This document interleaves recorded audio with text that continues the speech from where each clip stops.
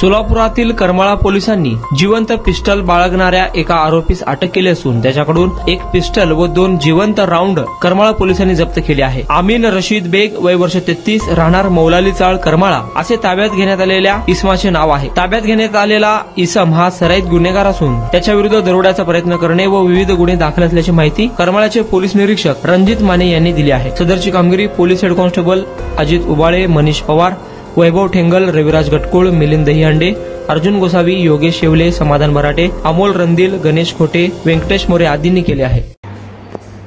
नमस्ते, मी पी.आय. Ranjit Mane, Karmala police Thane. आज रोजी मी आपल्याला अवैध अग्निशस्त्र पिस्टल जप्तीबाबतची माहिती देत आहे। काल दिनांक 26/9/2025 रोजी आम्ही नवरात्र उत्सवानिमित्ताने करमाळा शहरामध्ये पेट्रोलिंग करत असताना आमच्या डीबीचे पोलीस कॉन्स्टेबल अर्जुन गोसावी यांना अशी माहिती मिळाली की एक व्यक्ती मौलालीमाळ परिसरामध्ये कमरेला अवैध असं अग्निशस्त्र किंवा पिस्टल ठेवून पिस्टल कमरेस लावून तो फिरत आहे। सदरची माहिती मिळाल्यावर सर्वजण जाऊन तिथं आम्ही सापळा लावला। सदर आरोपीला ताब्यात घेतलेला आहे। ताब्यात घेतल्यानंतर आरोपीकडे चौकशी केली असता त्याने त्याचं नाव आमीन रशीद बेग वय 33 राहणार मौलालीमाळ करमाळा असं सांगितलेलं आहे।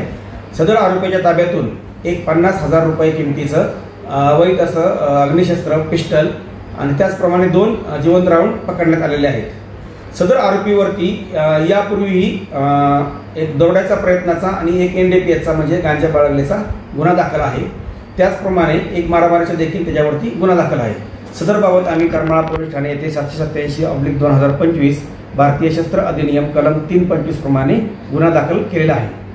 सदरची कामगिरी ही पोलीस अधीक्षक श्री अतुल कुलकर्णी सर, अपर पोलीस अधीक्षक श्री प्रीतम यावलकर सर, चे उपविभागीय पोलीस अधिकारी अंजना कृष्णा VS मॅडम, मी पोलीस निरीक्षक रणजित माने आणि आम्ही आमच्या स्टाफमधील police head constable Ajit Ubale, Manish Pawar, Vaibhav Thengal, Raviraj Gatkul, Milind Dahihande, Arjun Gosavi, Yogesh Shevle, Samadhan Marathe, Amol Randil, Ganesh Khote आणि सायबर पोलीस ठाण्याकडील व्यंकटेश मोरे यांनी केलेले आहे।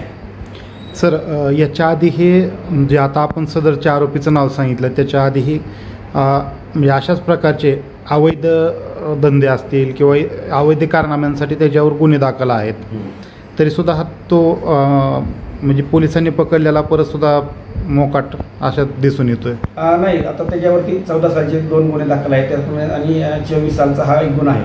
आता या सदरचा गुन्हा झाला त्याच्यावर आम्ही योग्य ती प्रतिबंधक कारवाई करत आहोत। सर, जी मौलाली माळ आहे त्या ठिकाणी म्हणजे अशा प्रकारचे जे प्रकार आहेत म्हणजे चुकीच्या जे काय प्रकार असतील किंवा एक तिथलं ठिकाणच संवेदनशील होताना दिसून येतं आहे, म्हणूनच आम्ही सदर मौलाली माळ इथं लक्ष ठेवून आहोत आणि सदरमध्ये काही अवैध मिळालं तर आम्ही तात्काळ ते जप्त करत आहोत। आरोपीला न्यायालयात उभं केलं। हां, आता दुपारी न्यायालयाला PCR करून उभं करत आहोत।